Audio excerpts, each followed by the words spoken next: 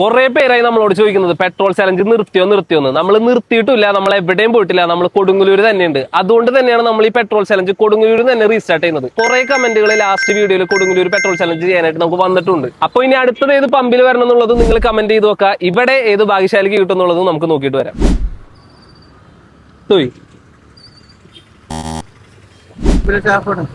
ആണാ ഇവിടെ വർക്ക് ചെയ്തിട്ടുണ്ട്, വർക്ക് ചെയ്യുന്നുണ്ട്, ഫോളോ ചെയ്യുന്നുണ്ട് ഞങ്ങളാ. ജസ്റ്റ് നോക്കി ഫോളോ ചെയ്തിട്ടില്ല, ഇൻസ്റ്റയിലും യൂട്യൂബിലും ഫോളോ ചെയ്തിട്ടില്ല. പക്ഷെ അവിടെ വീഡിയോ കണ്ടിട്ടുണ്ടല്ലേ. നമ്മുടെ ചാനലൊന്നും ഫോളോ ചെയ്തിട്ടില്ല, പക്ഷെ നമ്മൾ ഏതായാലും ചലഞ്ച് തരുന്നുണ്ട്. അപ്പൊ നമ്മളെ കണ്ടിട്ട് ഇങ്ങോട്ട് വന്നതല്ലേ. അപ്പോ 30 സെക്കൻഡ് സമയമുണ്ട്, എത്ര വേണേലും പോയി പെട്രോൾ അടിക്കാം.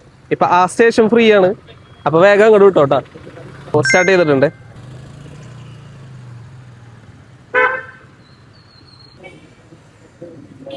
പതിനഞ്ച് സെക്കൻഡ് ആയിട്ടുണ്ട്, വേഗം ഇങ്ങോട്ടാ.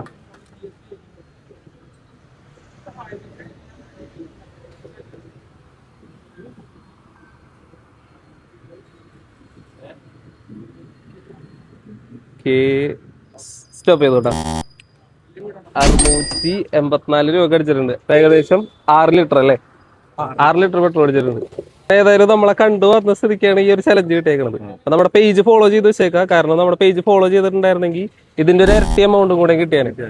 അല്ലെങ്കിൽ ആ ഒരു പൈസക്ക് നമുക്ക് പാവപ്പെട്ടവർക്ക് ഫുഡ് കൊടുക്കായിരുന്നു. 3 ഉണ്ട്, ആ 3 പേജും ഫോളോ ചെയ്ത് വെച്ചേക്കാം. ഓക്കെ, ഹാപ്പിയാണോ?